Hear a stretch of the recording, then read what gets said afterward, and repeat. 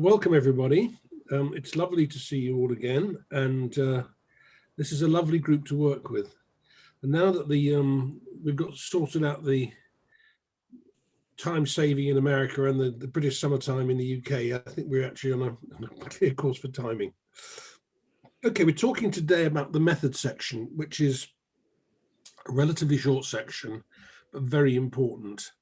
One of the difficulties with today is that I don't know whether we'll have enough material to cover our hour and a half, but because we've got a couple of abstracts, I think Jessica said, that we can look at. But I think I very much welcome people in interjecting, asking questions and whatever. Okay, method section. This is a section where you describe how you have undertaken your research. It comes after the introduction, and usually after the end of the introduction, there should be an aims session. It includes the design of the study, who are the subjects, methods of analysis, and why you have chosen these. It should be clear and concise and enable someone else to replicate your study just from this method section. And that's one of the points that actually, although it's short and concise, anyone should be able to pick it up and think, I can rerun this experiment with my own people. Next slide. Now this holds true for qualitative and quantitative papers and review papers.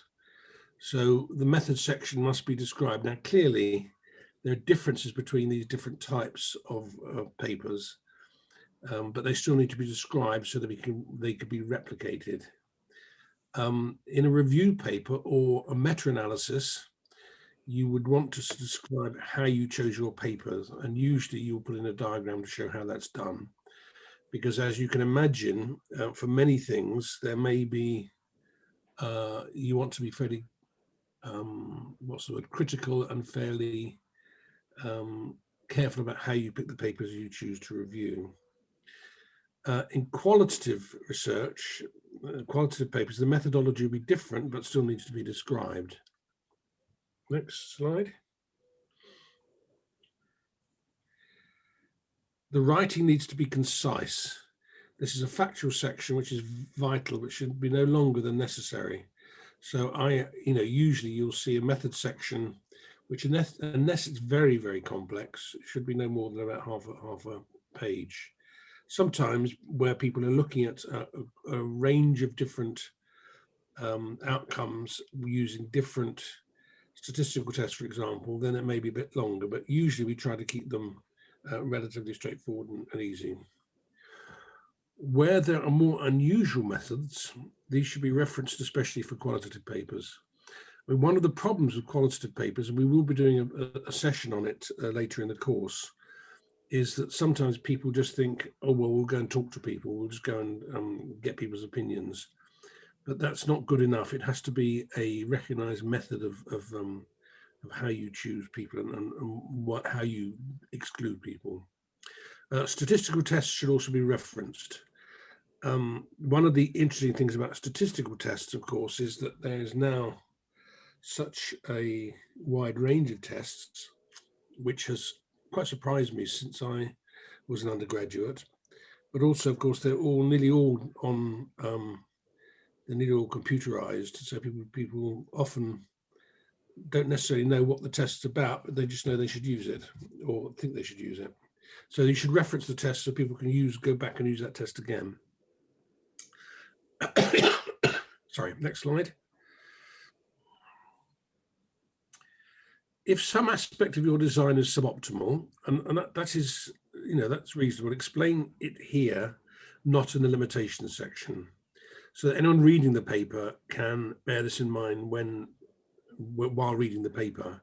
So, for example, if you had only managed to get a sample of males or just a sample of females, then you need to put that in. Or if there is I read one paper recently where they talked in the method section about they were looking at people between the age of 18 and 25. When I looked at the paper, everyone was between 23 and 25. So that's a limitation which they hadn't mentioned. For your population, your subjects, describe them and how they were selected. For example, were they selected from one town or from one organization or from one clinic, etc. And describe why you chose the size of your studied population. And there are statistical tests which will guide you of what the optimal size of your study should be. Next slide, please.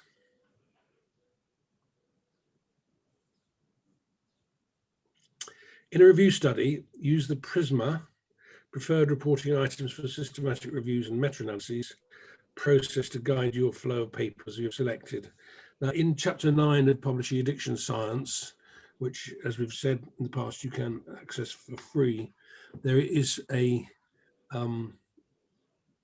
diagram which shows you exactly how to do this. And this is a very good way of doing it. And most people now, if they're doing a review, would include this PRISMA diagram and all the numbers that they put into it. State which sources, databases, or indexes from which you've selected your papers. People need to be able to go and get them and access them. So if, for example, you use a lot of grey literature or conference papers that haven't been published, this could provide a big source of problem for anyone trying to replicate your work. So if it's a review study, it should include papers that people could access. And the next slide. In a randomized control trial, explain how you randomize the subjects. Often this is not explained. And use the consolidated standards of reporting trials for reporting randomized control trials. There's recommendations for reporting these in that, which you can go to that website and that will tell you. Next slide. If your study is a controlled trial, you need to explain the inclusions and exclusion criteria for the study. And this is actually something that's very interesting, because one of the things, if you work in a clinic, and I used to work in a drug clinic, and when you look at the often what the exclusions are, you find it's not the same as your clinical population. So, for example, when we did a study on prescribing of dexamphetamine for amphetamine users, we had to exclude anyone with a high blood pressure, who was pregnant, who was had a certain, were below a certain BMI, or had mental health problems. Now, a lot of those things will be typical in your clinic population, but in a controlled trial, you need to exclude some of these things, which means they're not necessarily the same population that's in your clinic. And this is a very good piece of advice. Ask a colleague to read through your methods section and ask, do they understand it? And if they can, could they replicate it? And this is, as I say, the whole point of the method section. So it's really important they can replicate they could replicate it if they wanted to, and it's understandable. Next slide, if there is one. No, there isn't one. So as I said, it's a very short section, but very important. And it's good practice when you come to be teaching your students. It's good to get them to practice writing methods and make sure they are very clear and very clear language and clear processes that they have to choose. Any thoughts or questions? Thanks, Richard. I thought that was great. I just have two things to add. One is in the methods section, this is the section that should be written in the past tense. Yes. And I think often we see papers where the methods are still in the present tense. You need to change it to the past tense for this section. And besides highlighting the procedures that you're doing, if, for example, you're doing some kind of intervention for one group and an intervention for another, you want to describe both of those. And you also want to describe any materials or questionnaires that you're using. And this is where you would put the reliability and validity information in that section as well. Sorry, Jan, you're quite right. I missed those out, and they should have been there. So yes, any materials that you're using, you must explain what they are and why you're using it. And sometimes you can use if the questionnaire is not too long, you can use it as an appendix at the end of the paper. Yeah, it's a very, very, very important point, that.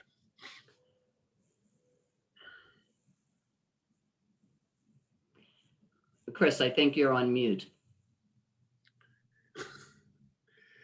Chris, you're on mute. So the 4 elements then, would you say, Richard, would be so your measurement objectives, data collection procedures, recommended tests, and the details that you and Ann described, and your reporting plan? Would you say that